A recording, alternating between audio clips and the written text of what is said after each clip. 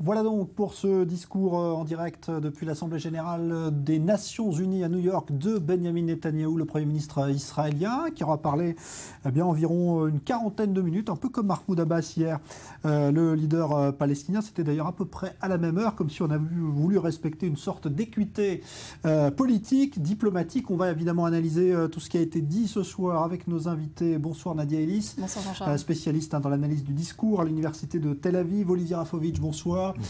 Colonel de réserve dans l'armée israélienne, et puis Dror Even-Sapir, analyste politique. Bonsoir à vous. Alors Dror, si on veut avoir une impression générale, c'est encore l'Iran qui continue d'occuper, on va dire, l'esprit et les discours du Premier ministre israélien. Oui, sans grande surprise, mais un mot peut-être sur la forme, parce qu'avec Benjamin Netanyahou, c'est important. Bon, on a une nouvelle preuve, si besoin était, des capacités d'orateur absolument hors pair de Benjamin Netanyahou. Hier, vous vous souvenez, on était au même endroit pour commenter le discours de Mahmoud Abbas. On avait du mal à rester éveillé, en fait. C'était un discours qui a dit des choses importantes, mais sur un ton tout à fait monotone. Et là, on a eu le Benjamin Netanyahou orateur, avec une gestuelle très forte, et puis avec un moment extrêmement dramatique lorsqu'il a parlé de l'Iran et lorsqu'il a reproché à la communauté internationale son silence face aux menaces de destruction d'Israël proférée par les dirigeants iraniens. Eh bien, il y a eu ce long regard sur les délégués, un long moment de silence.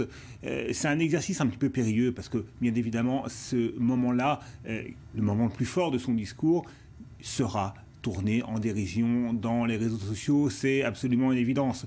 Donc, lorsqu'on, comme Benjamin Netanyahou sait le faire, lorsqu'on fait le choix de prononcer un discours aussi dramatique, avec la gestuelle qui va avec ce moment de silence aussi hors du commun, dans un discours d'un dirigeant devant l'Assemblée générale des Nations Unies, on prend un risque, et c'est un risque que Benjamin Netanyahou a voulu prendre, parce qu'il sait très bien que l'accord de Vienne sur le nucléaire iranien contre lequel il a tellement combattu, eh bien, c'est désormais un fait accompli. Le Congrès américain n'a même pas eu à en débattre, et il a été adopté. Et d'ailleurs, c'est intéressant. Netanyahou a dit que maintenant, il va falloir que Israël surveillera de près les activités d'inspection de l'Agence internationale de l'énergie atomique, de la communauté internationale sur les activités nucléaires de l'Iran. Donc en gros, il dit voilà, l'accord, sans le dire, mais il dit l'accord sur le nucléaire iranien, c'est un fait accompli. Maintenant, on passe à une autre phase qui est celle de la surveillance des activités nucléaires de l'Iran.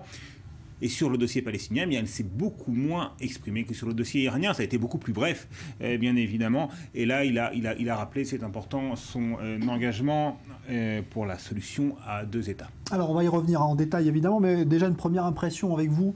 Nadia Ellis, comment est-ce que vous avez trouvé Netanyahou? Est-ce que c'est dans la lignée, finalement, des discours qu'il a prononcés, notamment à l'ONU, où il s'est souvent illustré, il s'est servi de cette tribune pour faire passer un message de manière assez spectaculaire? C'est le cas pour vous ce soir? Oui, mais il y a quand même une différence. Il y a une différence qu'on remarque par rapport aussi au discours de Abbas d'hier. Et c'est vraiment ce moment de silence que Dror a souligné qui nous fait comprendre que pour une fois, il s'adresse presque exclusivement à la tribune des Nations Unies et non pas au public à la maison. De la même manière où Abbas hier s'est vraiment adressé à la tribune en salle, plus qu'aux gens à la maison. Pourquoi je dis ça? Parce que Abbas a concentré une grande partie de son discours sur les résolutions que l'ONU a passées contre Israël, sur le fait qu'il faut les implémenter et passer à l'acte.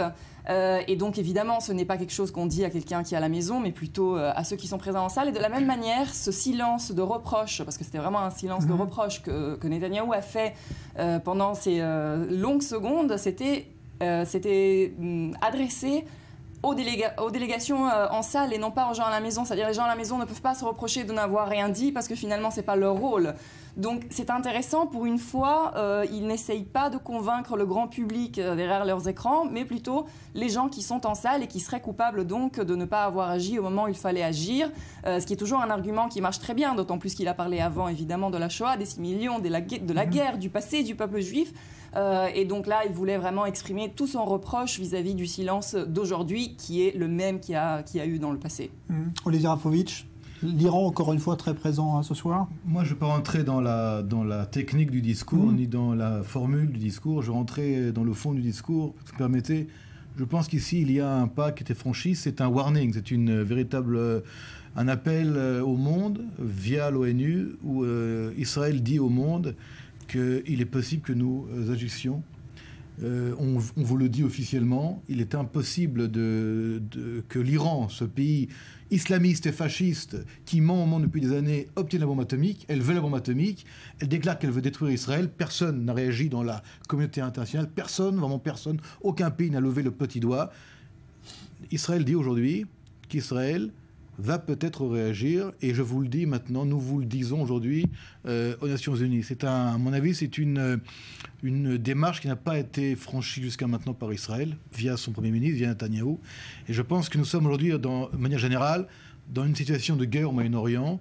Les Russes sont en Syrie, ils frappent, les Américains sont également en Syrie, un peu moins nombreux, les Français attaquent la Syrie, l'Iran rentre en Syrie avec il semblerait des milliers de troupes bientôt, le Hezbollah est en état d'alerte ce soir pour arriver à une action terrestre en Syrie contre Daesh, entre autres. Les menaces se rapprochent. Et l'Iran retire de cette aggravation de la situation plus de force et aussi plus de légitimité. Et Netanyahou rappelle au monde que l'Iran reste une menace existentielle pour Israël et qu'il semblerait qu'Israël va devoir agir si le monde ne fait rien pour stopper l'Iran au niveau du nucléaire. Est-ce que le message de Netanyahou justement sur l'Iran porte encore aujourd'hui, maintenant, vous l'avez dit Dror tout à l'heure, que l'accord a été adopté, qu'il n'y a plus aucune chance qu'il ne soit plus appliqué. Est-ce qu'il a raison d'insister autant? Parce que ça lui est reproché en Israël. Certains lui disent qu'il faut qu'il arrête avec cette obsession iranienne aujourd'hui. Le principal risque de la politique menée par Benyamin Netanyahou contre l'accord sur le nucléaire iranien, c'était de se mettre à dos les Occidentaux et notamment les Américains. Et c'est pas un hasard si Benyamin Netanyahou, dans ce discours, a insisté sur le fait que les États-Unis restaient le principal partenaire, le principal allié d'Israël. Il a remercié Obama et son administration pour le soutien qu'ils ont apporté à l'effort de défense israélien.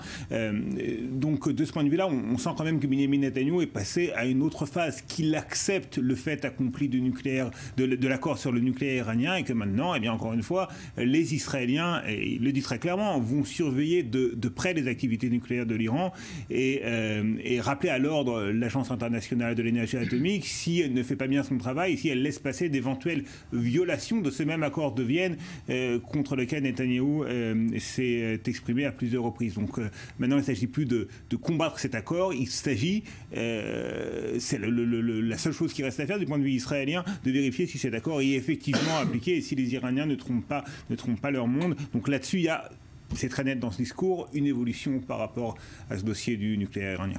C'est votre sentiment, Nadia Ellis? De toutes les manières, d'un point de vue discursif, il ne pouvait pas faire autrement. C'est-à-dire il a construit son image, son ethos, sa présentation de soi et de sa politique pendant les dernières années sur le nucléaire iranien. Il ne pouvait absolument pas faire un discours aujourd'hui qui ne serait pas centré sur ce dossier, qui reste de toutes les manières son cheval de bataille, et ça ne peut pas changer pour l'instant. Ce qui est aussi intéressant à remarquer, c'est par rapport à l'espace qu'il a donné à ce dossier par rapport donc au discours de Abbas et par rapport à la question palestinienne.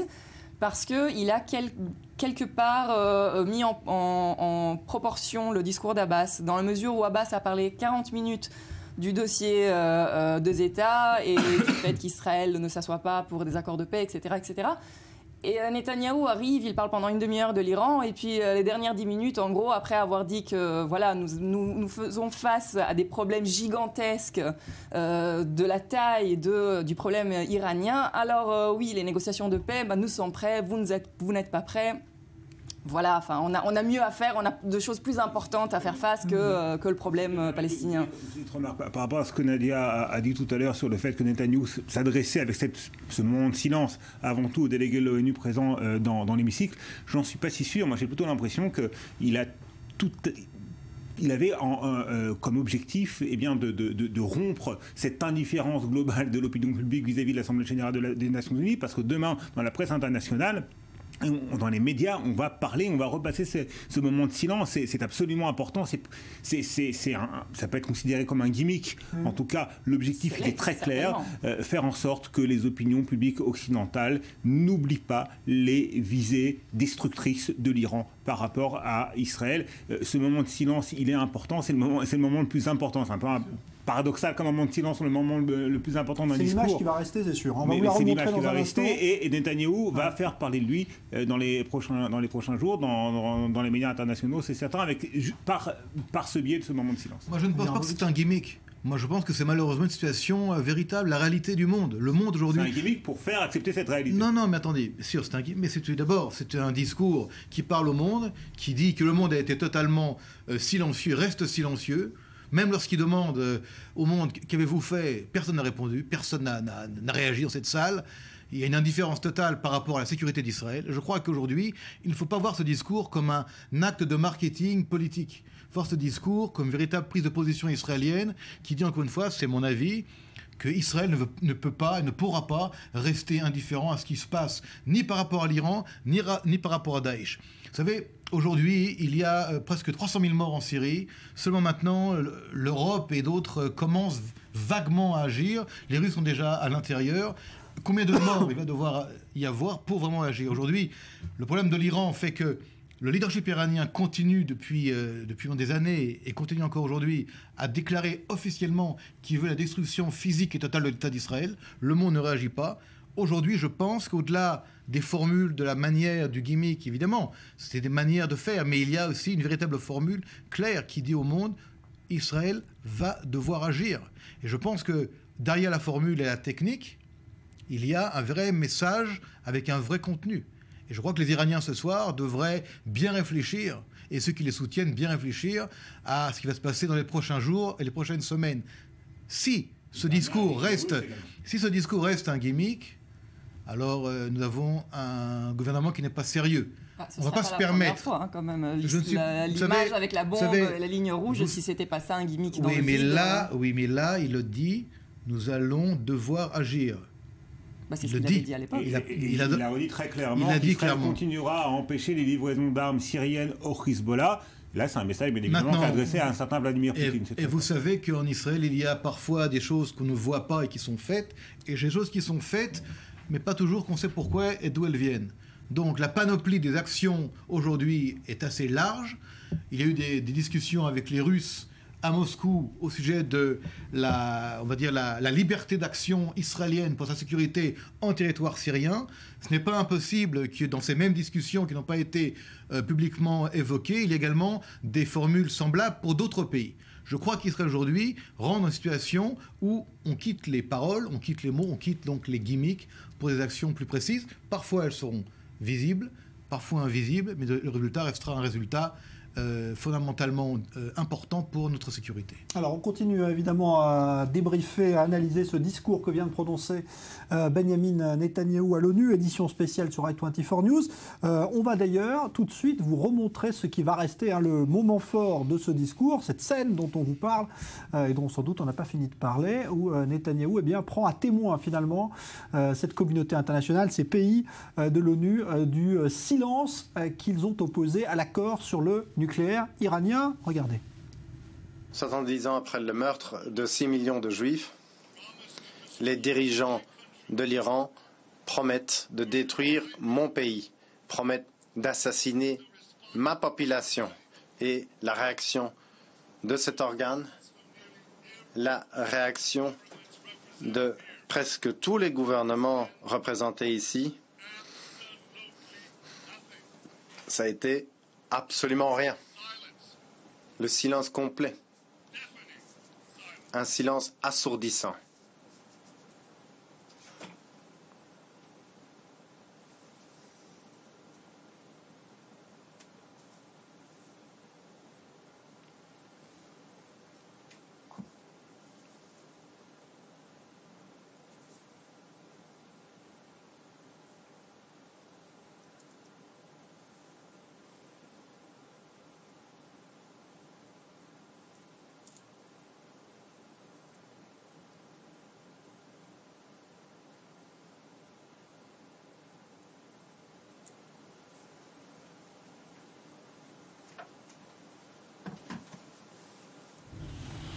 Voilà, on vous l'a laissé en temps réel, c'est-à-dire que ça dure près d'1 minute. Nadia Lee, c'est très long, on dirait presque un western Sergio Leone, puisque vous êtes italienne d'origine, donc vous connaissez bien ce jeu des regards. Ça fait vraiment quelque chose de très dramatique. C'est très dramatique, puisqu'on insiste sur le fait qu'il s'adresse aussi à une tribune à la maison et non pas seulement à la tribune présente à l'ONU. Il faut dire que L'image de Netanyahou, malheureusement, n'est pas celle du bon grand-père dans l'image populaire, en fait. C'est quelqu'un, puisqu'il fait usage vraiment de son corps et de son langage physique, il faut dire qu'il n'a pas un regard qui inspire vraiment l'empathie quand il regarde cette salle avec ce regard très fâché, très sérieux.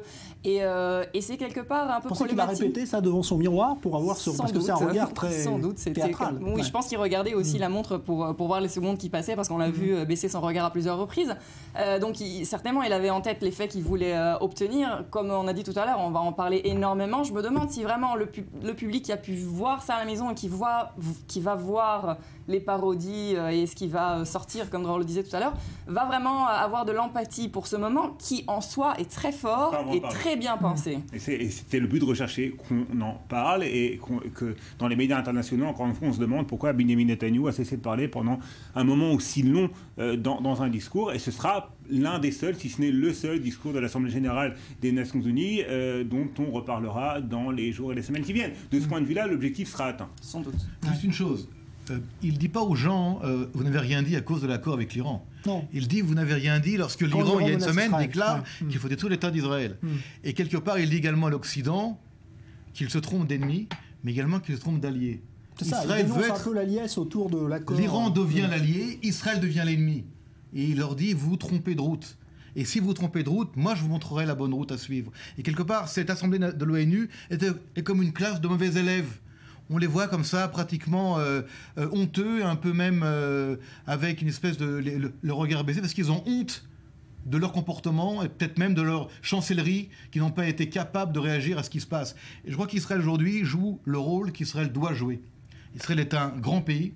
Israël est un pays qui a des valeurs de démocratie, de liberté. Encore une fois, même si on les répète, même si aujourd'hui, comme vous l'avez dit, vous avez raison, que Netanyahou a un rôle difficile, il n'est pas apprécié sur la scène internationale, mais il joue le rôle qu'il doit être le sien, parce que Israël aujourd'hui a peu d'amis et a peu d'alliés. Et il faut rappeler à ces gens-là qui est l'ennemi et qui est l'ami. Et s'ils ont oublié, eh bien il faut le rappeler. Et encore une fois, l'autre élément, c'est que quelque part, si on reste seul, et on est un peu seul ce soir par rapport à cette situation d'assemblée silencieuse face à notre Premier ministre qui parle, eh bien Israël a heureusement les moyens militaires, du renseignement et autres, d'agir s'il le faut.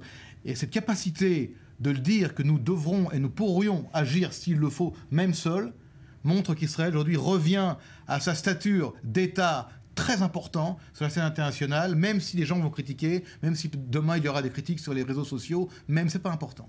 L'important, c'est que ce soir, dans ce grand chaos international, ce grand tsunami islamique, dans ce grand fouillis d'alliances qui se remettent, qui se remettent d'un côté et de l'autre, eh bien, Israël a sa voix. La voix est contre l'islamiste, qu'il soit chiite iranien ou qu'il soit sunnite. Il n'y a pas un bon islamiste. Et ça aussi, il le dit ce soir. Parce que lorsqu'il dit, par exemple, lorsque l'Iran chiite se bat aux côtés d'une coalition contre les sunnites de Daesh, quelque part, on soutient les chiites islamistes contre les mauvais sunnites islamistes. Non, il y a un mauvais islamisme, qu'il soit chiite et sunnite. Et s'il faut se battre, il faut se battre contre tous ces extrémismes. Là aussi, il le dit. Parce que quelquefois, dernièrement, les Français l'ont dit, les Américains l'ont également mis quelque part, il y aurait des bons islamistes pour chasser des mauvais islamistes. Et Israël, encore une fois, remet les choses sur la table. C'est, encore une fois, quelque part, un rôle peut-être pas apprécié, peut-être difficile à jouer, d'un professeur devant une classe de mauvais élèves, qui est l'ONU de ce soir. C'est très difficile à jouer, c'est vrai que ça va être compliqué à argumenter, je suis d'accord avec vous à 100%, mais parfois, même lorsqu'on est seul, face à une masse qui pense, elle, avoir raison, on peut, nous, avoir raison. Et nous avons raison ce soir, et malheureusement, seul l'avenir le dira, mais je pense que nous n'allons pas attendre l'avenir et les Iraniens pour prouver que nous avions raison. C'est là aussi que ce que dit ce soir Netanyahou, nous n'allons pas attendre la catastrophe pour montrer que nous avons raison. Ouais, et puis il a aussi demandé aux pays finalement de l'ONU, défendez Israël et arrêtez de le condamner parce que nous vous défendrons sur le terrain. C'est aussi l'image que veut donner Israël. Oui, c'est l'image qu'il donne Israël, mais surtout, je voudrais souligner qu'il ne dit pas qu'on est... Enfin, c'est vrai qu'il parle du fait qu'Israël est seul, mais c'est pas par hasard qu'il fait cet hommage aux États-Unis tout d'un coup, alors que tous les derniers discours de Netanyahou... Son premier discours aux États-Unis depuis celui du Congrès, très controversé. Exactement, exactement. Et d'autant plus que dans les discours précédents, il n'arrêtait pas de dire combien les États-Unis se trompaient, combien Obama se trompait, combien cette politique n'était pas bonne.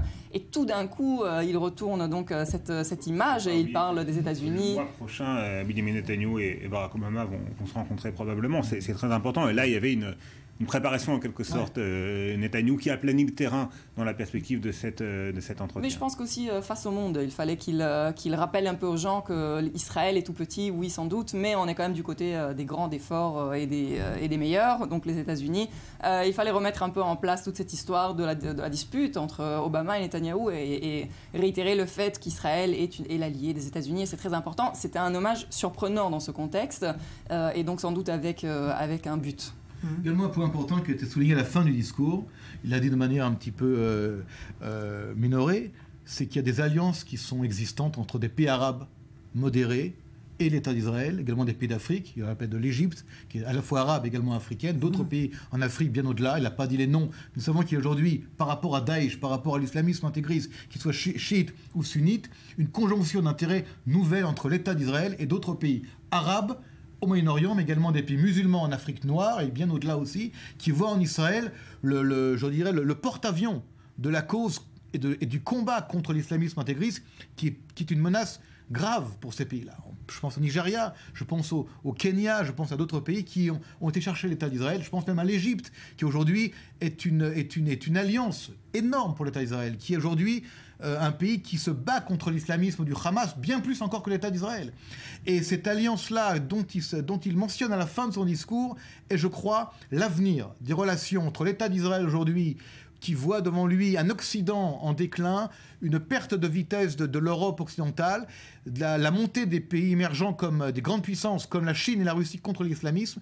Et je crois que dans tout ce grand changement, ce discours-là aujourd'hui est peut-être, on va dire, une nouvelle étape des relations de l'État d'Israël avec le monde, et en particulier avec des pays qui, il y a quelques années, n'étaient pas nos alliés objectif et déclaré. Alors, pendant que vous éteignez le vilain téléphone qui est en train de sonner, on va rejoindre à New York Danielle Ziri, notre correspondante, qui était dans la salle justement au moment où Benjamin Netanyahou s'adressait avec ce fameux silence assourdissant, comme il l'a dit lui-même, aux pays présents. Danielle, bonsoir. Racontez-nous ce moment vu de l'intérieur. Comment ça a été ressenti dans la salle? Est-ce que ça a provoqué un malaise, de l'étonnement? Comment ça a été vécu? Eh bien, je peux vous dire que moi, j'étais assise avec un petit groupe de journalistes en haut, dans la galerie de ce hall de l'Assemblée générale. Et c'est vrai que quand Netanyahou est monté sur le podium, eh bien, Jean-Charles, on pouvait voir la salle vraiment se vider en bas. Les délégations vraiment sortaient de la salle avant ce discours. Et par contre, je peux vous dire qu'en haut, l'ambiance était très différente. Le discours a été très bien reçu, bien sûr, parce que c'était des dirigeants de lobby juif et d'organisations juives aux États-Unis qui étaient sur place et en haut, et puis ils applaudissaient très fort. Vous avez peut-être pu les entendre par le biais de la caméra. Et puis, bien sûr, ils se sont levés plusieurs fois pendant le discours. Et c'était vraiment une audience très chaleureuse qu'il y avait en haut, et un grand contraste avec celle qui était en bas dans la salle devant Netanyahou. Et quand le silence, justement, le moment clé du discours est intervenu, qu'est-ce que vous avez ressenti? Alors c'est vrai que les gens se sont un peu regardés, n'étaient pas trop sûrs de ce que c'était. Quelqu'un à côté de moi m'a demandé s'il faisait peut-être un malaise ou une crise cardiaque.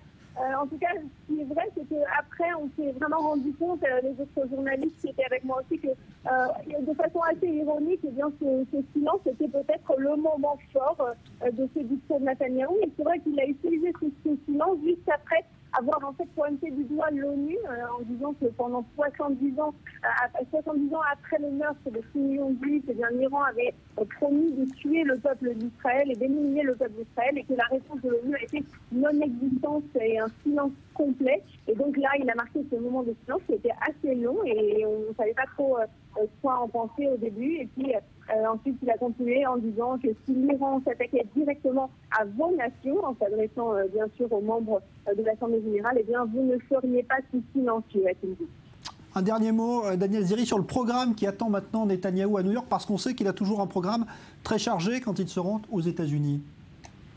Absolument. Alors déjà, je peux vous dire que dans quelques heures, il va rencontrer le secrétaire général de l'ONU, Ban Ki-moon. un meeting qui est en réalité fermé aux journalistes. Donc, on ne pourra pas entrer dans ce rendez-vous, mais en tout cas, il va durer peut-être 1 heure ou peut-être un peu plus. Ce soir, il y a des rumeurs d'un rendez-vous entre Netanyahou et des leaders juifs aux États-Unis. Pas confirmé, mais en tout cas, ce sont des rumeurs, en tout cas également fermées à la presse. Et puis, vendredi matin, il doit rencontrer le secrétaire d'État américain John Kerry. À la suite de cette réunion, il y aura peut-être un communiqué qui sera envoyé à tous les journalistes.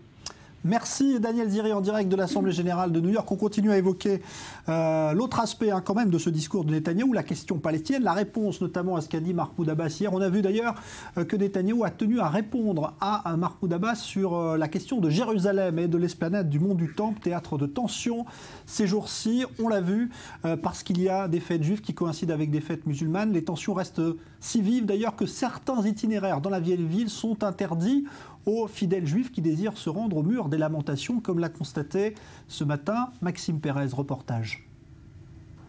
Pour certains, la fête de Sukkot est l'occasion de réaffirmer la souveraineté juive sur Jérusalem. C'est le cas de ces membres du conseil municipal, accompagnés par le très contesté Baruch Marzel, une figure de l'extrême droite israélienne. L'objectif de ce petit groupe est simple, arpenter librement les ruelles de la vieille ville, en particulier les quartiers arabes, et montrer que les incidents récurrents qui se déroulent ici ne doivent en aucun cas peser sur la liberté de mouvement des résidents juifs. On veut afficher une présence juive dans cet axe qui a été fermé il y a quelques jours.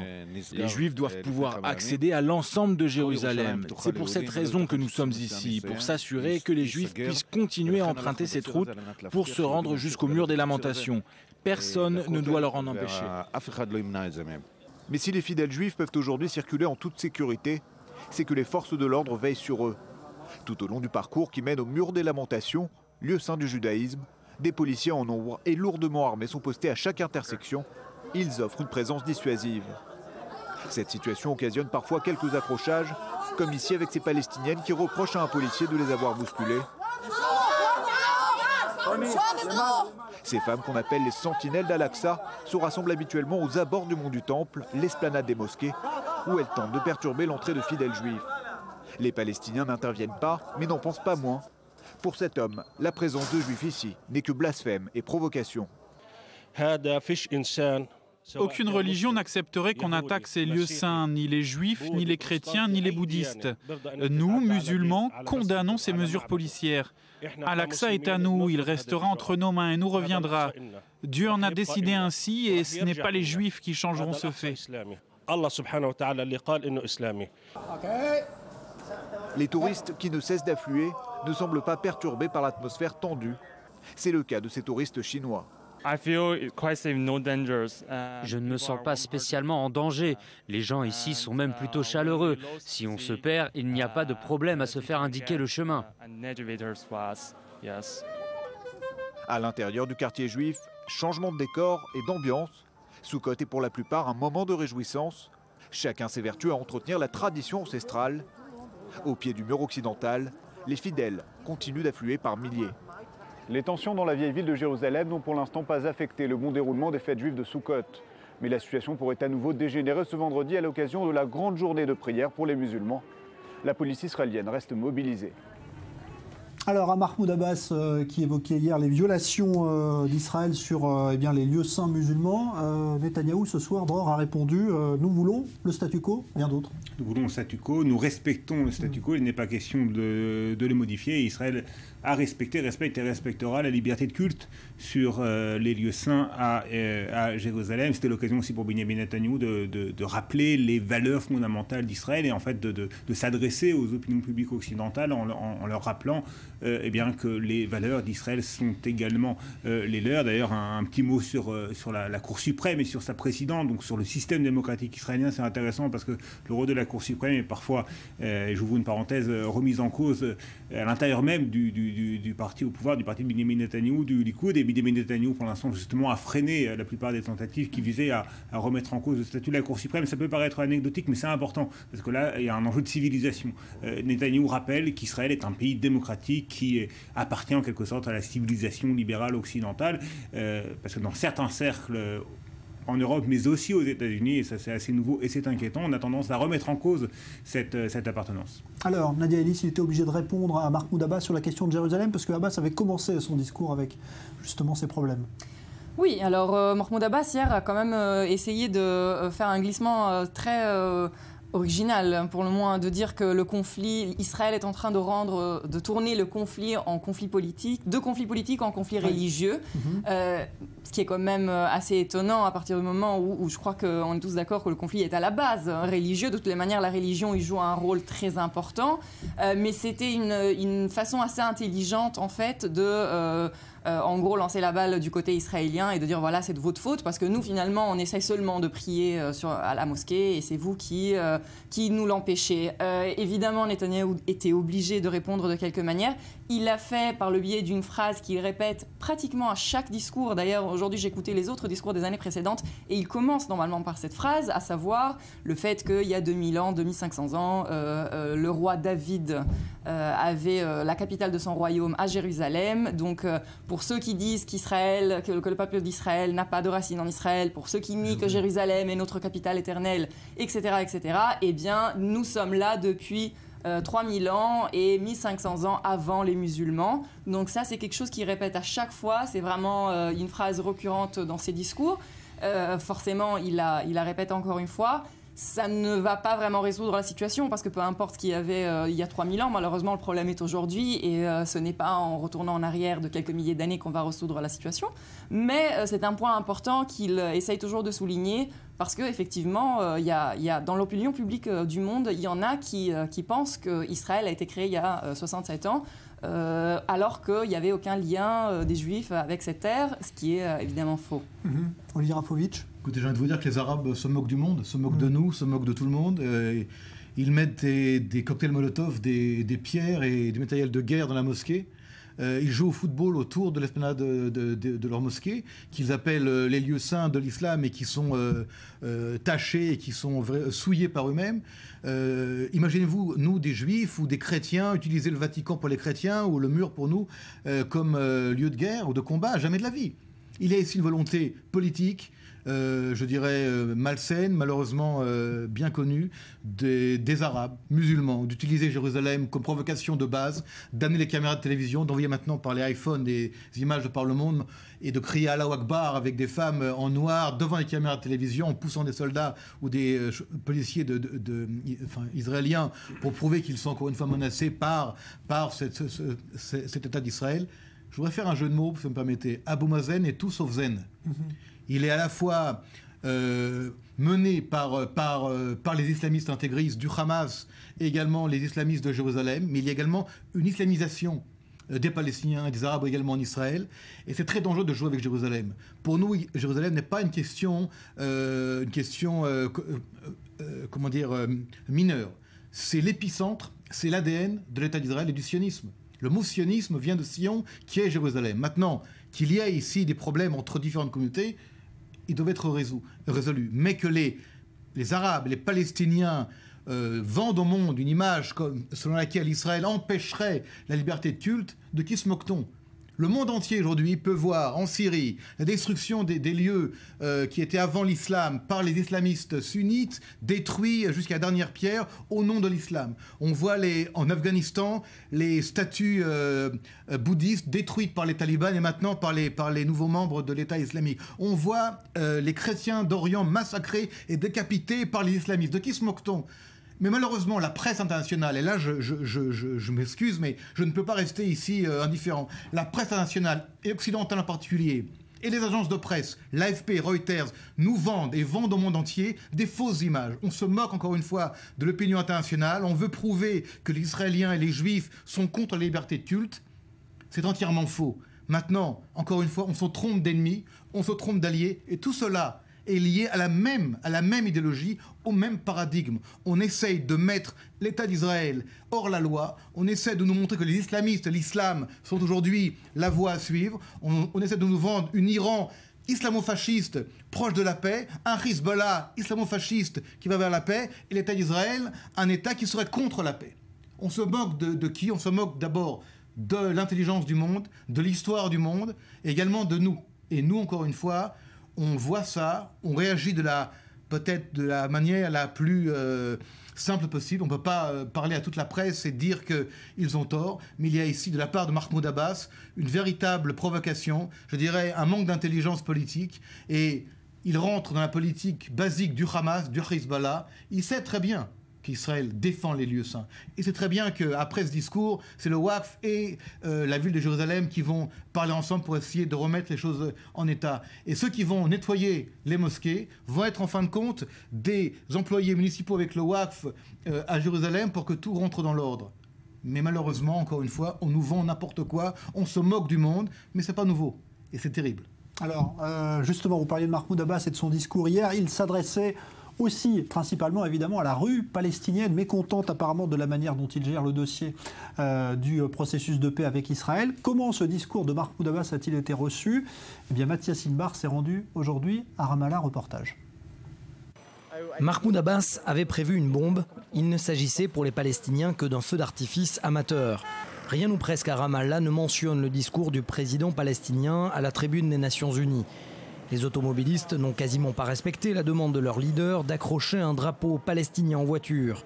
Des menaces ont certes été proférées à l'égard d'Israël, mais elles étaient sans consistance pour cette Palestinienne. Mahmoud Abbas n'est pas assez courageux pour poursuivre ces menaces. Son discours n'a pas répondu à nos attentes.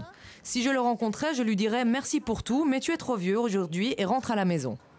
Elle est d'ailleurs à l'origine de l'une des pages Facebook les plus utilisées par les jeunes Palestiniens. Plus de 236 000 likes qui se disent ne pas être représentés par Mahmoud Abbas. Les mots choisis par le président palestinien ont donc été salués, notamment sur l'annulation des accords d'Oslo et les conditions de vie désastreuses des Palestiniens. Mais cela ne reste que des mots pour ces commerçants. Nous remercions le président de l'autorité palestinienne, mais nous voulons davantage, car notre situation est désastreuse. Nous voulons des actes, des solutions, mais plus de promesses. Je suis palestinien, mais je n'ai pas d'État. Les mots du président palestinien étaient agressifs, mais pas suffisamment. Nous attendons davantage de la part de notre président à l'encontre des Israéliens. Il doit arrêter de menacer, mais doit prendre la décision d'annuler tous les accords avec Israël. Ces derniers préconisent, face au statu quo, l'arrêt total de la coopération sécuritaire avec Israël. Si les mots de troisième intifada sont parfois exprimés, ils exigent surtout un vrai leader politique. Marwan Barghouti, ancien chef des Tanzim, est toujours emprisonné en Israël pour activité terroriste. C'est vers le Hamas que les regards pourraient se tourner. Dans leur large majorité, les Palestiniens ont déclaré qu'il y avait comme un air de déjà-vu dans les promesses de Mahmoud Abbas et qu'ils attendaient désormais des actes concrets. Alors, pour revenir à ce qu'a dit Netanyahou tout à l'heure sur le processus de paix, Dror Evan Sapir, est-ce qu'on est plus avancé ce soir sur l'avenir de ces négociations ? Pas le vent du monde. Benjamin Netanyahou a fait ce qu'on attendait de lui en quelque sorte. Brièvement, encore une fois, la partie palestinienne était nettement plus brève que la partie iranienne dans le discours de Netanyahou. Eh bien, le Premier ministre israélien a rappelé qu'il était toujours en faveur de la solution à deux États et qu'il était en faveur de l'établissement d'un État palestinien aux côtés d'Israël, mais un État palestinien qui reconnaîtrait l'État d'Israël comme État du peuple juif. Et donc, tout ça, c'est pas nouveau. Netanyahou l'a dit à plusieurs reprises et il a répondu très directement aux menaces de Mahmoud Abbas de ne plus respecter les accords conclus dans le passé entre Israël et l'autorité palestinienne, les accords qui sont consécutif aux accords d'Oslo, eh bien, que Netanyahou a dit qu'Israël s'attendait à ce que les Palestiniens respectent leurs engagements vis-à-vis d'Israël. Mais tout ça, ça a été très bref, rien de nouveau dans le dossier palestinien. Donc on n'a pas vraiment l'impression que pour Benjamin Netanyahou, c'était une priorité. La priorité de ce discours, c'était très nettement l'Iran. Nadia Ellis, d'accord ? Ça donne l'impression en fait que les deux ont rempli en gros leur rôle et les attentes dans ces deux discours. Rien n'a changé, rien ne va changer. Évidemment, ils ne vont pas s'asseoir ce soir ni demain pour négocier. Apparemment, ils sont tous les deux sur leur position. Et on s'attendait de Mahmoud Abbas à ce qu'il fasse un discours comme il l'a fait hier, rien de nouveau. On s'attendait à ce que Netanyahou réponde quelque chose, il l'a fait. Est-ce que vraiment ces discours vont avoir un pouvoir, une conséquence, quelque chose qui va se passer de facto? Apparemment non. Ce qui donne quand même un peu la mesure de combien ces discours, c'est beaucoup de blabla, mais très peu d'action sur le fond. Pas de reprise à l'horizon? La chance des Palestiniens, c'est Israël. Sans nous, ils sont rien. Le monde ne s'intéresse pas à eux, seulement si nous, on est partie prenante de cette histoire-là. Donc les Palestiniens critiquent Israël, ça les fait vivre, ça les fait également exister au niveau politique international. Le monde aujourd'hui a d'autres priorités, l'Iran, Daesh, le monde en général, la Russie, la Chine. C'est un problème qui est devenu mineur pour le monde actuellement. Leur chance est Israël. Je conseille aux Palestiniens de ne pas arrêter les accords d'Oslo. En tout cas, ils n'arrêteront pas du tout la coopération sécuritaire. Ce serait la perte totale et du Fatah et de l'autorité palestinienne. Ils n'ont pas les moyens de leur politique. Mais malheureusement, ils devraient freiner les islamistes à Jérusalem. Et je rappelle encore une fois, sans Israël, le monde ne s'intéresse absolument pas aux Palestiniens. Leur chance, c'est d'être là, à côté de nous, près de nous. Pour nous, c'est un problème qu'il faut résoudre. Et pour eux, c'est une chance parce que sans nous, ils n'existeront pas. Et ben voilà ce qu'on peut dire donc, alors qu'il est évidemment de ce discours prononcé tout à l'heure par Benyamin Netanyahou. C'était en direct sur notre antenne devant l'Assemblée Générale des Nations Unies. Bien sûr que vous reverrez ce moment de silence étonnant observé par le Premier ministre en plein milieu de son discours. Merci Nadia Ellis, merci Olivier Rafovitch, merci Dror Even Sapir. La suite du Grand Direct, c'est dans un instant. L'édition spéciale se referme, mais on continue à évoquer le reste de l'actualité, notamment ce qui se passe en Syrie, où les frappes russes ont continué aujourd'hui et auraient visé l'État islamique. Mais une vraie polémique s'engage justement autour de la présence militaire russe dans ce pays. Polémique notamment aux États-Unis. On parlera également du démantèlement d'une cellule de l'État islamique en Israël qui visait cette fois l'État d'Israël, qui s'apprêtait à viser l'État d'Israël. C'est à suivre dans un instant, juste après la pause.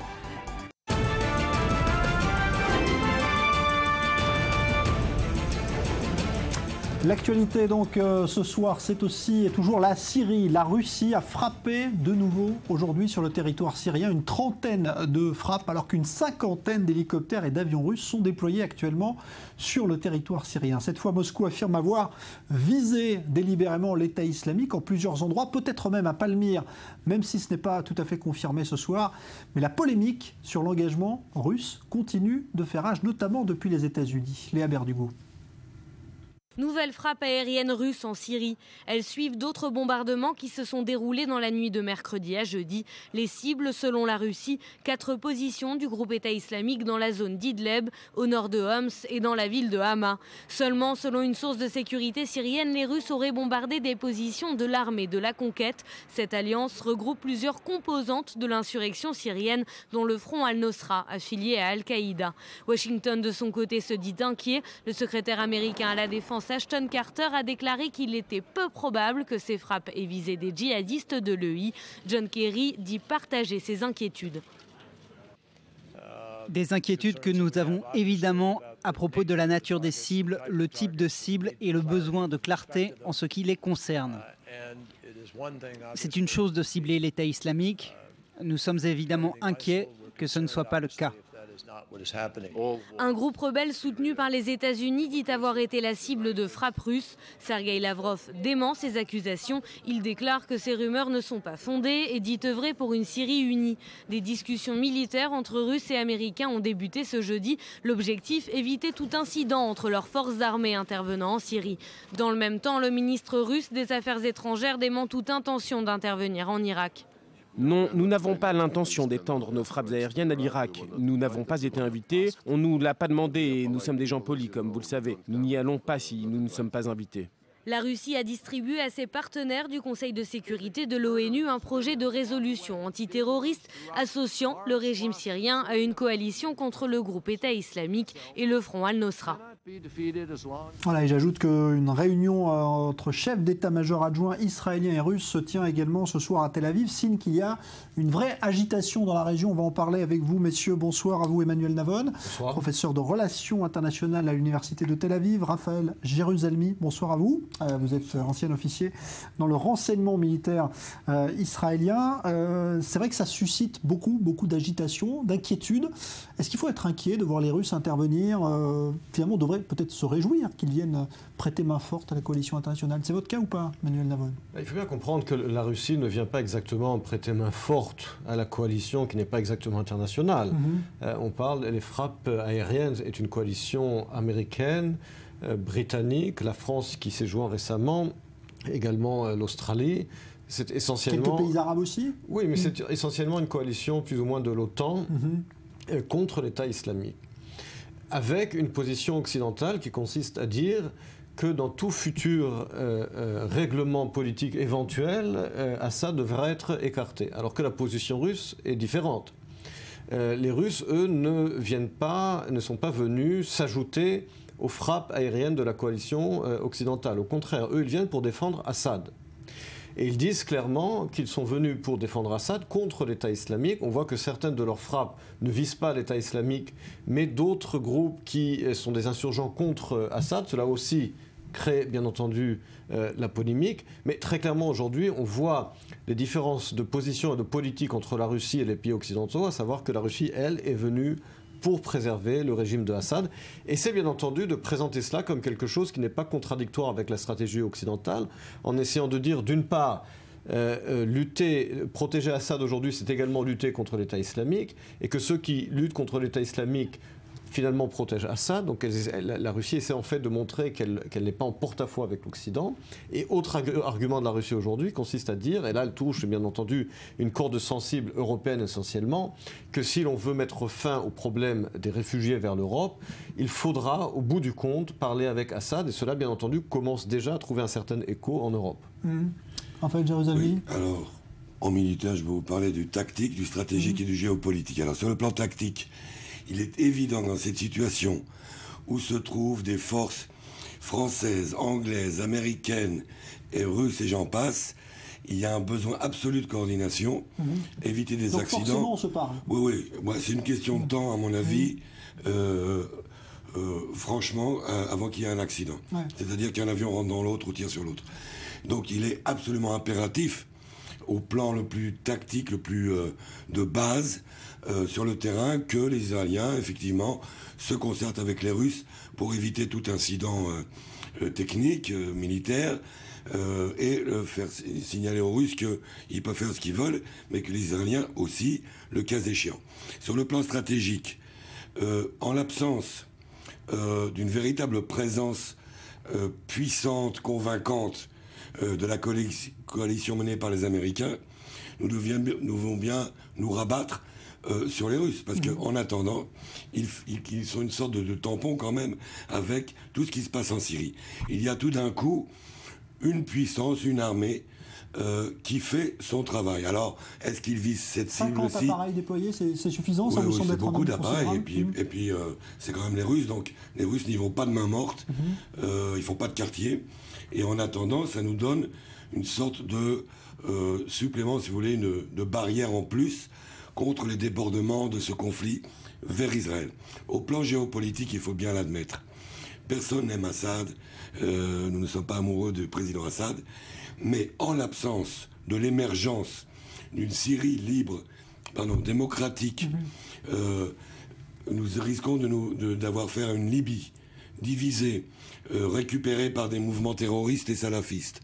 En cette absence-là, la présence des Russes soutenant Assad garantit aussi une certaine stabilité temporaire, fragile, de la région, mais dont nous avons besoin, parce que nous détestons Assad, nous ne l'aimons pas, mais le jour où il tombe et qu'il n'y a pas en face pour le remplacer un régime assez fort pour reprendre la Syrie en main d'une façon démocratique, civilisée, nous allons être exposés à un chaos où effectivement Daesh et tout le monde va faire la fête. Ouais, c'est un peu ce que disent les Russes, déjà, ils prévoient qu'effectivement après il faudra sans doute des élections libres en Syrie, une fois que la question de l'État islamique sera réglée, mais ça pourrait prendre du temps.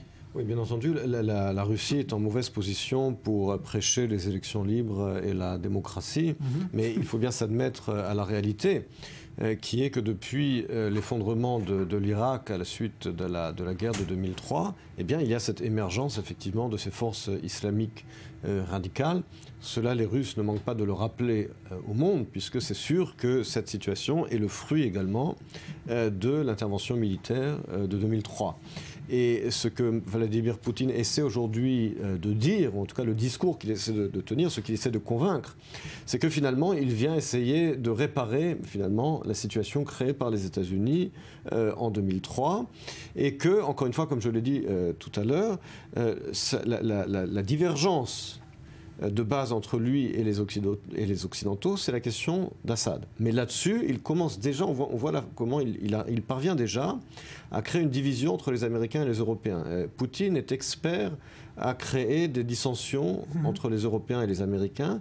Et là, il essaie de le faire en disant quoi ? En disant, vous, les Européens, effectivement, à part la Grande-Bretagne à l'époque, également Berlusconi, mais qui était assez isolé au sein de son opinion publique. Vous vous êtes opposé en 2003 à l'opération militaire américaine. Et c'est vous aujourd'hui qui en subissez les conséquences, puisque la vague de réfugiés, elle vient vers vous, elle ne va pas aux États-Unis. C'est les États-Unis qui ont brisé le Proche-Orient, et c'est vous qui en payez le prix aujourd'hui avec les réfugiés. Et on voit déjà la façon dont Angela Merkel, même François Hollande, commencent à se faire plus ou moins l'écho de ce discours. Et je pense que là-dessus, il a déjà réussi à créer une dissension entre Européens et Américains, en disant finalement Assad, parce qu'il faut bien comprendre que pour Poutine, Assad c'est un allié. C'est un allié politique, la Syrie a toujours été un allié politique de la Russie, de l'Union soviétique à l'époque. Donc lui, il essaie de préserver ses intérêts stratégiques vis-à-vis d'Assad et vis-à-vis de l'Iran. Il joue également le jeu de l'Iran en préservant Assad. Donc là-dessus, Poutine, effectivement, protège ses intérêts en essayant d'essayer de convaincre le monde, en particulier les Occidentaux, que cela sert également leurs intérêts à eux. Ouais. Alors, on a eu aujourd'hui une position étonnante quand même de l'Irak, qui appelle finalement les Russes à venir sur son sol frapper l'État islamique, parce que là aussi c'est peut-être reconnaissance de l'impuissance des frappes américaines jusqu'à présent. Oui, alors cet appel de l'Irak n'est pas spontané. Il est le fruit de petites tractations secrètes avec les Russes. Même si ces derniers disent qu'ils ne viendront pas s'ils ne sont pas invités. Ils ne viendront pas, mais ils sont en train de leur proposer pas mal de choses, dont des équipements militaires, dont moins de dépendance par rapport aux États-Unis. Tout ça se passe évidemment sous la table. Et tout d'un coup, les Irakiens appellent les Russes à la rescousse. Non, pas du tout. C'est une politique souterraine, mais à long terme. En fait, que font les Américains? D'ailleurs, vous l'avez dit. Les Russes, vous l'avez dit. Poutine n'en rate pas une.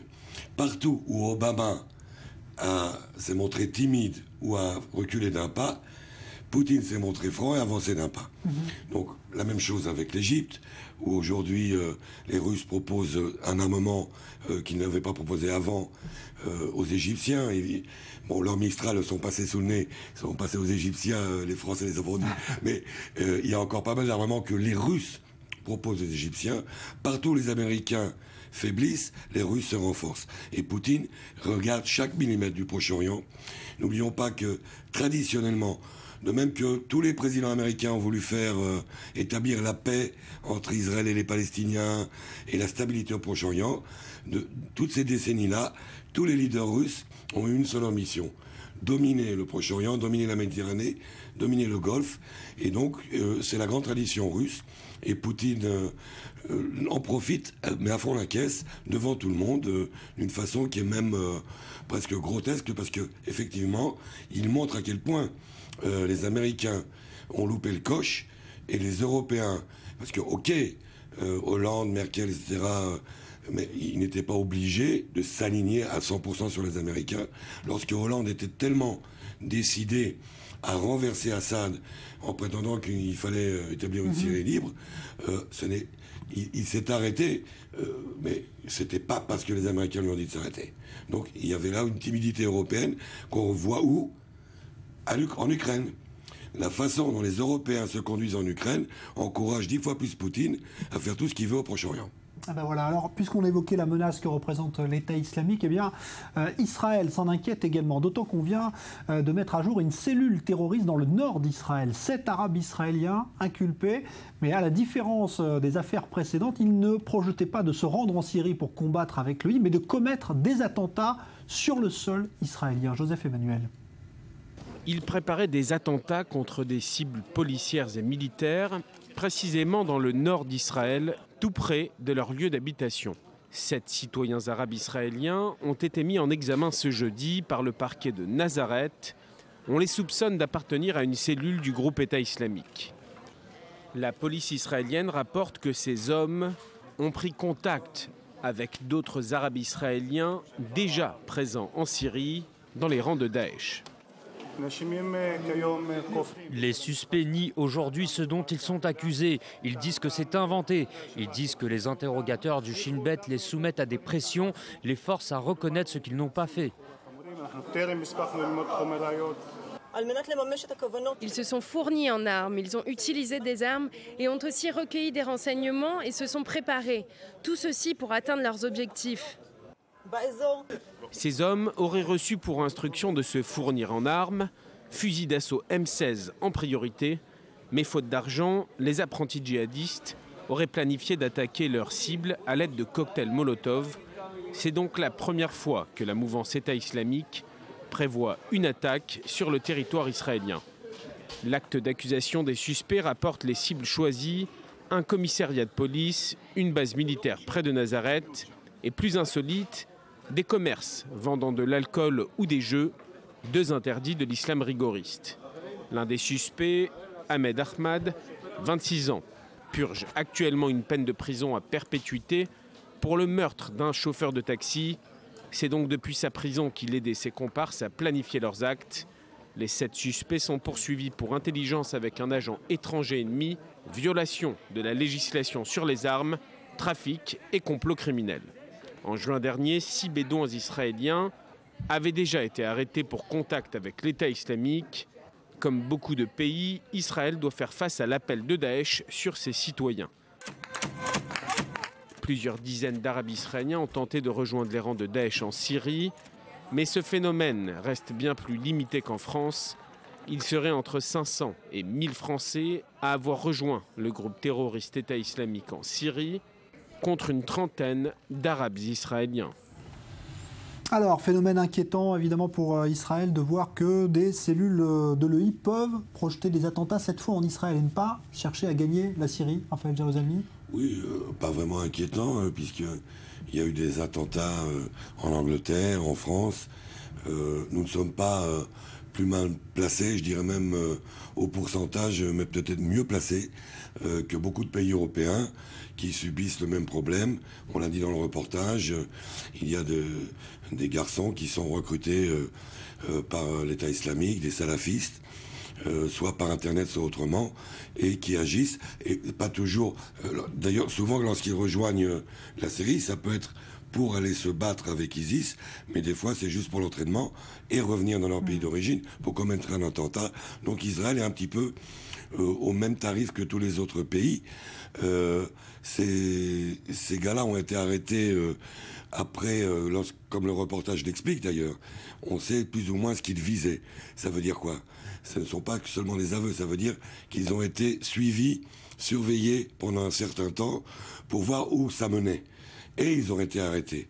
Et on a découvert le 7e larron, le 7e mousquetaire, en prison. Car ce qui est important dans toutes ces têtes brûlées que les salafistes recrutent, soit par Internet, soit autrement, c'est qui les active.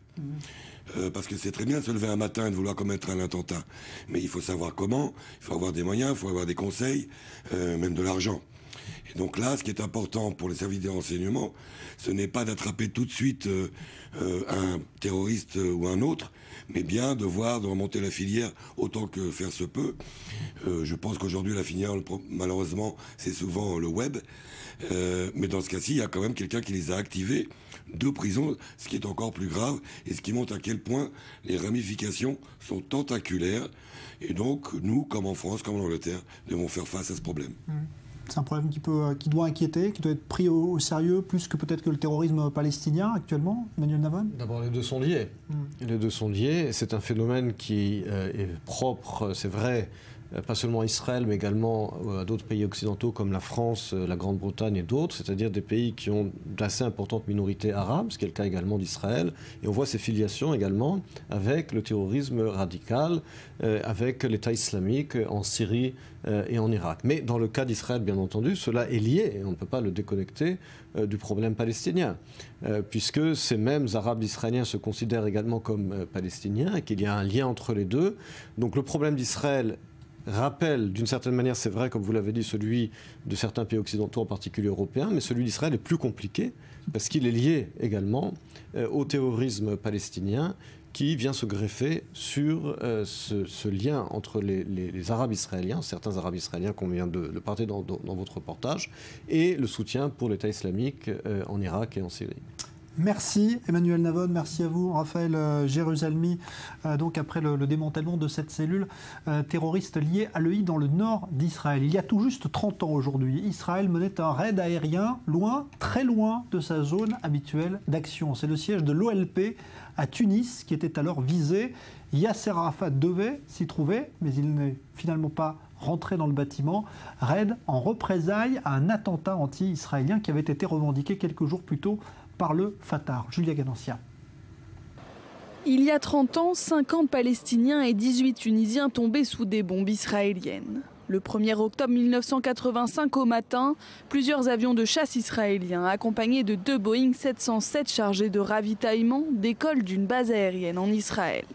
Quelques heures et plus de 2000 km plus tard, les appareils pénètrent dans l'espace aérien tunisien sans rencontrer de résistance. Ils procèdent directement à leur mission baptisée Opération Jambe de Bois. Le bombardement du quartier général de l'Organisation de libération de la Palestine, situé à Hamamshot. La cible de la mission, Yasser Arafat, mais le chef de l'OLP assiste alors au même moment aux funérailles du ministre tunisien de la Défense de l'époque, Abdallah Farhat. Il échappe ainsi à la mort. Et cela semble bien avoir été fait en parfaite coordination entre les Israéliens et les Américains. Les dernières déclarations américaines démontrent complètement qu'il y a eu coordination. Des 3 villas en bord de mer qui servaient de quartier général à l'OLP, il ne reste plus que des ruines. Des morceaux d'acier tordus et des blocs de béton ont été propulsés à des centaines de mètres par les explosions. 15 jours auparavant, 3 civils israéliens sont assassinés sur leur yacht au large de la côte chypriote. L'unité d'élite de l'OLP, la Force 17, revendique l'attaque. Le cabinet israélien avait alors décidé de venger immédiatement cette attaque en visant Hamamshot. L'un des principaux enjeux suite à l'attaque était la position des États-Unis, alliés fidèles de la Tunisie dans sa lutte pour l'indépendance. La première réaction de l'administration Reagan fut de qualifier l'agression israélienne de réponse légitime au terrorisme.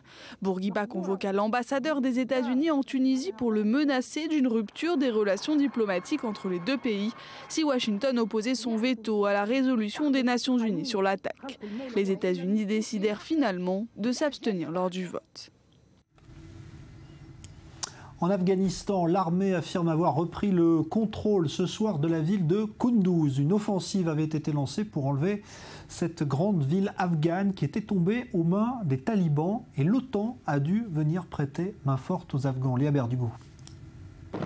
Les forces gouvernementales dans les rues de Kunduz, des images qui viennent appuyer la communication officielle. L'armée affirme avoir repris le contrôle de cette ville stratégique en proie à de violents combats entre forces loyalistes et talibans. Même si les rebelles demandent de leur côté tout recul, les autorités afghanes se veulent confiantes. En coordination avec les forces de sécurité afghanes, nous avons réussi à expulser les talibans de la ville de Kunduz. À cet instant, nous sommes sur la place principale de Kunduz et invitons les habitants à reprendre leur vie normale. Loin de la province, au sein de la capitale, cette annonce n'a pas empêché des centaines de manifestants de se rassembler. Ils protestent contre les talibans et leur influence au sein du gouvernement du pays. Je tiens à le dire clairement et sans aucun doute. Il y a des sympathisants des talibans au sein du gouvernement qui sont aidés de soutiens régionaux dans le but de créer une crise en Afghanistan. Mais je tiens à affirmer que nous allons faire de l'Afghanistan un cimetière pour les insurgés et les agresseurs. Même si nous devons y laisser jusqu'à la dernière goutte de notre sang, nous ne laisserons pas l'ère sombre des talibans revenir en Afghanistan. Même si la reprise de Kunduz par l'armée se confirme, elle est cependant loin de marquer une victoire pour Kaboul. La montée de l'influence des talibans constitue un revers pour le président Ashraf Ghani, en place depuis 1 an seulement et seul aux commandes depuis le retrait de l'OTAN. Près d'1,5 million de migrants vont se présenter aux frontières de l'Europe dans les 2 ans qui viennent. C'est un rapport officiel de l'ONU qui l'affirme aujourd'hui, au moment où ces premiers réfugiés venus d'Irak ou de Syrie, par exemple, se voient remettre leur titre de réfugiés en France ou en Allemagne. Julia Ganancia. Plusieurs canots pneumatiques accostent sur la côte nord de l'île grecque de Lesbos ce jeudi.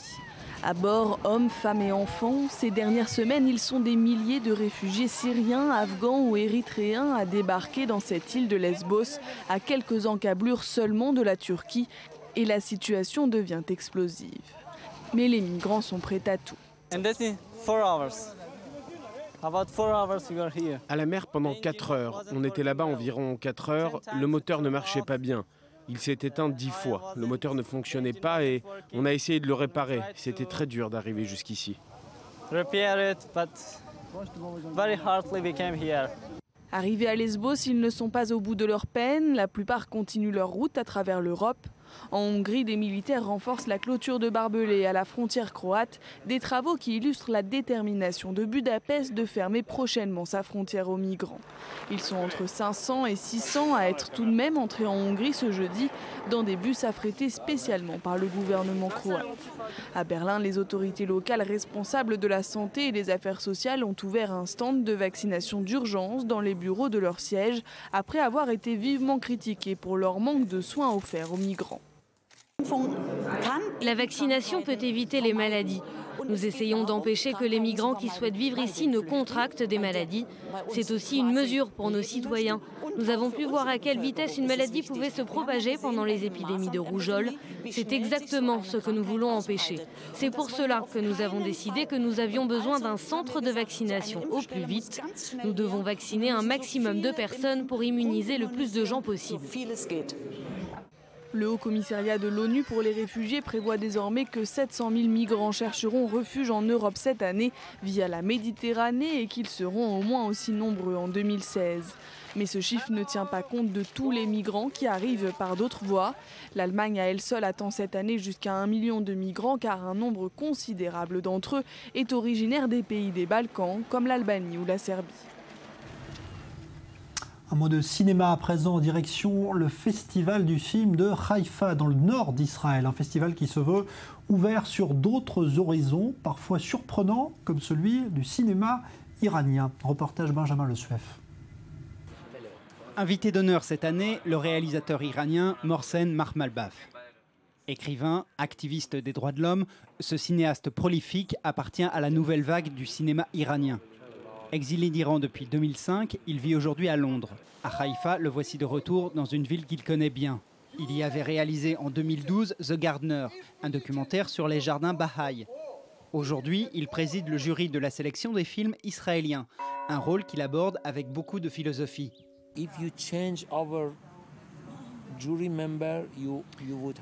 Si nous changeons les membres de notre jury, vous aurez un autre palmarès. Pourquoi faire confiance au palmarès et au goût des membres du jury ? Faites vos films pour changer le monde. Ne faites pas vos films pour participer à des compétitions, pour avoir des récompenses. Et après, que se passe-t-il ensuite ? Rien. Un point de vue que ne partagent pas tous les participants. Également présent au festival, le réalisateur Claude Lanzmann, venu animer plusieurs masterclass, a reçu un prix pour l'ensemble de sa carrière. Une récompense pour laquelle il ne cache pas sa reconnaissance. J'ai dit, quand j'ai eu la statuette entre les mains, j'ai dit, ça vaut un Oscar. Je n'ai pas dit que ça valait plus. J'ai dit, ça vaut un Oscar. Entre autres highlights du festival, le réalisateur Peter Greenaway viendra présenter son dernier film, Eisenstein à Guanajuato. Le festival de Haïfa organise la projection de nombreux films déjà présentés dans les prestigieux marchés internationaux du cinéma comme Cannes ou Toronto. Il est aussi l'occasion d'offrir une tribune au cinéma israélien. Une opportunité qui remporte un vif succès. Les cinéphiles se pressent, de nombreuses projections sont déjà complètes. Notre but est de permettre aux gens qui aiment le cinéma de voir des films qu'ils ne peuvent pas voir pendant l'année au cinéma. Je pense que seulement 10% des films iront dans les salles. Fiction, documentaire, animation, mais aussi court-métrage. Après 10 jours intenses, le festival livrera son palmarès et clôturera ses portes le 5 octobre. Voilà, dans un instant, nouveau journal complet présenté par Daniel Atlan. On reviendra évidemment sur l'intervention remarquée tout à l'heure de Benyamin Netanyahou à la tribune des Nations Unies. Puis nous, on va se retrouver dans une dizaine de minutes pour parler notamment économie. Et puis cette nouvelle plainte déposée est liée à l'attentat contre l'hypercachère de Vincennes. À tout à l'heure.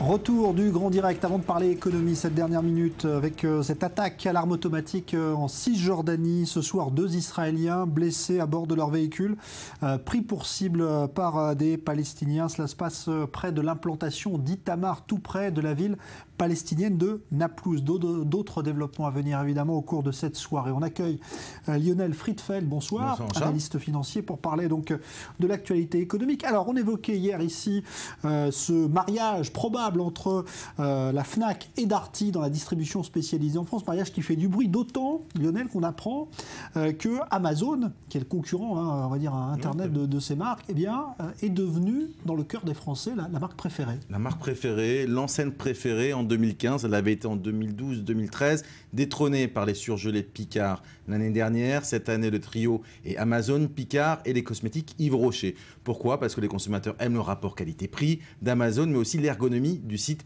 Internet. Et effectivement, tous ces acteurs online, en fait, influence la grande distribution. On l'a bien vu, notamment l'offre de la Fnac sur Darty, 320 millions d'euros, opération conseillée par Rothschild. Dans le passé, il y a une consolidation, notamment Carrefour, qui avait racheté Rue du Commerce. Donc ça veut dire que si la Fnac s'allie avec Darty ou absorbe Darty, ça mettra en danger la position d'Amazon en France ?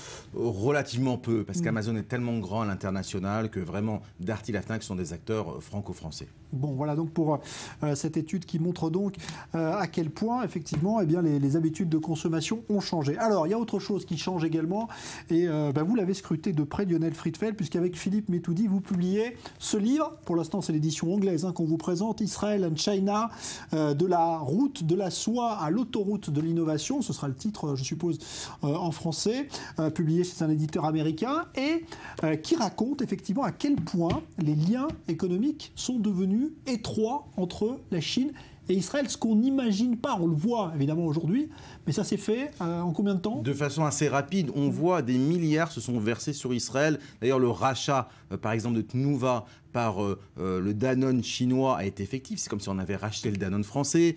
Quand Marte Shimagam, le numéro 1 israélien des engrais, se fait racheter, notamment pour China Chemical, c'est des milliards qui sont en jeu. En fait, purement et simplement, on parle justement dans ce livre de cette espèce de paradoxe. Il y avait un ancien partenariat qui datait d'il y a très longtemps, la route de la soie. Quand Marco Polo, par exemple, allait à Pékin, il disait que la majorité des commerçants étaient déjà juifs. En fait, il y a une diaspora juive très importante depuis le 1er siècle, en fait. La destruction du premier Trump, que ce soit en Inde, que ce soit en Chine. Par exemple, le premier ministre, chief minister de Singapour, David Marshall, était d'origine juive et de Bagdad. Et des grands hommes d'affaires comme les équivalents, comme la famille Rothschild, les familles Sassoon et Kadoorie, par exemple, l'hôtel Peninsula qu'on connaît à Paris, appartiennent aux grandes familles, notamment Kadoorie, ainsi que des sociétés d'électricité. Donc véritablement, dans cet ouvrage, on a voulu donner un angle évidemment économique, mais c'est un livre qui est véritablement à la portée de tous. On apporte une touche historique parce qu'il y a des liens énormes dans cette histoire et c'est pas simplement un coup de millions parce que la Chine investit en Israël, mais aujourd'hui la Chine et Israël ont noué un nouveau partenariat, ce qu'on appelle l'autoroute de l'innovation. Israël est le nouveau centre de recherche et développement pour la Chine. C'est pour ça qu'il y a autant d'investissements, notamment dans des startups. Le groupe Hutchinson Whampoa a fait près de 30 investissements en Israël, beaucoup plus en Israël qu'aux États-Unis. Donc c'est extraordinaire. Alors ça profite aux deux, ça profite à la fois à la Chine, mais aussi à Israël. Alors ça profite aux deux, puisque en fait Israël c'est une espèce de centre de recherche et développement mondial. La Chine a ses capacités de production et ses capacités financières, mais ça profite également à Israël, car on mentionne dans ce livre, on l'étudie, le phénomène des sociétés israéliennes comme Israeli Aerospace Industry, Netafim, qui font du business en Asie. Et donc, véritablement, l'idée de ce livre, c'est de mettre le doigt sur ce phénomène qui est extraordinaire, parce que jusqu'à présent, en fait, la technologie était utilisée par les sociétés américaines. Il faut savoir qu'à partir des années 50-60, les groupes comme IBM, comme Intel ont beaucoup investi en Israël. Mais aujourd'hui, pour qu'une économie soit compétitive, il faut qu'elle ait de l'innovation, de la technologie. Les Chinois l'ont compris, les Singapouriens l'ont compris, la Corée du Sud l'a compris, le Japon l'a compris. Et ils rachètent aujourd'hui énormément de technologies Israël, en fait, pour se développer de la concurrence. Politiquement, ça a un impact aussi, parce que longtemps, la Chine a quand même été adversaire d'Israël, notamment à l'ONU. Est-ce que ça joue sur les relations politiques aussi ? Effectivement, dans le passé, ça a été le cas. Et d'ailleurs, on traite en une grande partie sur une partie historique des relations diplomatiques. Mais aujourd'hui, les Chinois sont pragmatiques. Ce sont des hommes d'affaires. Ils investissent des milliards de dollars en Israël. Et donc, ils ne vont pas tolérer que leurs outils de production soient mis en danger par un conflit géopolitique. Et justement, la Chine qui est en train de monter, notamment sur la scène internationale. Et ce qui va être intéressant, c'est le rapport de force entre les États-Unis et la Chine, parce que la Chine aujourd'hui essaie de promouvoir la nouvelle route de la soie, qui part de la Chine et qui aille directement en Méditerranée. C'est pour ça que notamment il y a énormément de ports, que ce soit Haïfa, Ashdod, qui ont été rachetés par les Chinois, pour que la Chine puisse déverser en fait ses produits industriels. Merci beaucoup Lionel Friedfeld. On rappelle qu'il y a un site internet pour se procurer ce livre, donc www.israelandchina.com. Je remonte la couverture, c'est vous qui l'avez coécrit avec Philippe Mécudi. Exactement, et ça sera disponible en français d'ici quelques semaines. Merci d'être venu nous en parler ce soir. On évoque à présent cette histoire incroyable. Un enfant italien d'à peine 11 ans qui est devenu le plus jeune repenti de l'histoire de la mafia. Il est en effet le fils d'un célèbre chef mafieux et il a confié aux enquêteurs italiens des détails très importants sur le fonctionnement du clan familial. Histoire racontée par Cyril Amar. Il a tout juste 11 ans, mais il sait tout, ou presque, du fonctionnement de la 'Ndrangheta, la mafia calabraise qui sévit dans le sud de l'Italie. C'est l'organisation criminelle la plus puissante de la péninsule. Son chiffre d'affaires serait supérieur à celui de la Deutsche Bank et du McDonald's réunis, 53 milliards d'euros. Nicolas, nom d'emprunt du jeune garçon, est le fils de cet homme, Gregorio Malvasso. Ce chef de clan de San Ferdinando a été arrêté lors de l'opération Eclipse, un vaste coup de filet anti-mafia de la police italienne en octobre dernier. Élevé pour devenir à son tour un membre du clan, le gamin choisit alors une autre destinée. Il va tout raconter aux enquêteurs, devenant ainsi le plus jeune repenti de l'histoire judiciaire transalpine. Sans doute a-t-il été encouragé par sa mère, qui elle aussi a décidé de collaborer avec la police, lorsqu'elle a appris que Nicolas avait été recruté par son père pour confectionner des doses de cocaïne. Très bavard, Nicolas révèle alors des détails précieux pour l'enquête, nom et fonction des membres du clan, ainsi que l'organigramme très précis de la mafia calabraise. Mon papa faisait partie de ce clan, c'était le bras droit du chef. Le chef, c'était Nando Simato. On savait que c'était lui qui donnait les ordres avec la famille Bellocco. Lorsqu'un enquêteur lui demande de raconter ce qu'il a vu, Nicolas répond « J'ai tout vu, j'ai vu la drogue, j'ai vu les armes, des armes de poing surtout. La drogue, je l'ai toujours vue dans le garage, jamais ailleurs. » Des accusations que Nicolas pourrait bien avoir à réitérer dans quelques mois dans une salle du tribunal face à son père. En attendant, l'enfant vit avec sa mère et ses deux frères dans une localité inconnue, très loin de la Calabre, et des mauvaises fréquentations de son géniteur. Près de 8 mois après les attentats de Paris, attentats sanglants de janvier dernier qui avaient fait 17 morts, une plainte pour faute vient d'être déposée contre l'État français. Cela concerne plus spécifiquement l'attentat de l'hypercacher de Vincennes. L'avocat du plaignant est en ligne avec nous. Il s'agit de maître Axel Metzger. Bonsoir. Bonsoir, monsieur Banoun. Alors, vous défendez quelqu'un qui n'était pas vraiment à l'intérieur de l'hypercacher, qui n'a pas été, on va dire, retenu en otage, mais qui se trouvait juste à l'extérieur du magasin. Racontez-nous l'objet de votre plainte. Mon client David s'est sauvé de la scène du crime. Il est partie civile dans la procédure criminelle depuis le mois de mai 2015. Et depuis le mois de mai 2015, nous avons obtenu les 55 tomes de la procédure criminelle. Donc depuis plusieurs mois, nous avons travaillé les milliers de procès-verbaux, il y en a plus de 20 000, et dans ces procès-verbaux, nous avons découvert des choses assez étonnantes, comme des procès-verbaux du 8 janvier, la veille de l'attentat d'hypercacher, où les policiers de la SDAT, service antiterroriste, identifient Koulibaly la veille de l'attentat visant l'hypercacher. C'est-à-dire au moment où la policière est tuée à Montrouge, vous avez la preuve donc dans cette procédure que les policiers connaissaient l'identité de celui qui avait... Cette plainte contre l'État n'est pas une plainte émotionnelle, c'est une plainte qui est basée sur des documents. D'ailleurs, je n'exclus pas de trouver encore de nouvelles preuves de cette inaction. Et je rappelle encore une fois que mon client David a identifié Koulibaly, le premier et le seul, quand il s'est sauvé de la scène du crime. Un policier lui a montré une photo sur son téléphone portable et il a pu identifier Koulibaly. Donc ça veut dire que les policiers avaient l'identité de Koulibaly depuis plus de 24 heures au moins, et qu'à votre avis, ça aurait pu peut-être permettre de l'interpeller avant qu'il aille perpétrer ce massacre? Comme pour les frères Kouachi, la photo a été diffusée, et malheureusement, pour Koulibaly, ça n'a pas été fait. Pourquoi, à votre avis? Quelle est votre explication? C'est difficile à dire. C'est difficile à dire. Malheureusement, il est difficile de refaire l'histoire, surtout pour un juriste, mais on peut repérer des anomalies qui laissent à penser qu'on aurait pu éviter le drame. Encore une fois, je me base sur des procès-verbaux, des écrits. Je dispose d'un autre procès-verbal où l'on a la photo de Cherif Kouachi à côté de la photo de Koulibaly et datée du 8 janvier. C'est-à-dire qu'on avait repéré cette connexité entre les deux hommes. Or, je rappelle, encore une fois, qu'on a sous-estimé l'antisémitisme de Cherif Kouachi, puisque en 2007, il est écrit dans les procès-verbaux sur la filière irakienne du 19e qu'il voulait, Cherif Kouachi, incendier des synagogues à Paris et qu'il voulait viser des rues du 19e arrondissement, des restaurants cachers, et il voulait faire peur aux juifs. Ça a été rapporté par des complices qui ont dénoncé, et il a reconnu ses aveux anti-juifs en 2007.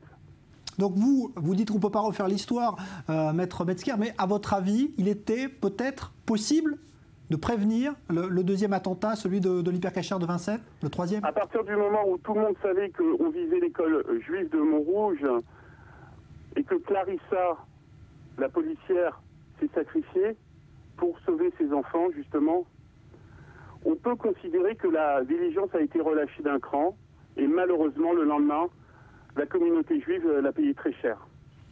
Et ma plainte vise à justement dénoncer cette inaction.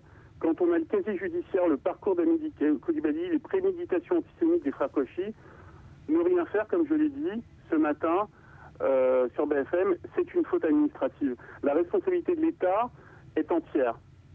Merci pour cet éclairage. Donc, Maître Axel Metzger, vous déposez donc plainte pour faute dans l'enquête sur l'attentat contre l'hypercacher de Vincennes. Merci à vous d'avoir témoigné en direct ce soir sur notre antenne. Si vous habitez Paris et que vous avez la mauvaise habitude de jeter vos mégots de cigarettes par terre dans la rue lorsque vous fumez, eh bien, il vous en coûtera très cher désormais. Depuis aujourd'hui, des agents sont spécialement assermentés par la ville de Paris pour verbaliser ceux qui jettent leurs mégots sur la voie publique.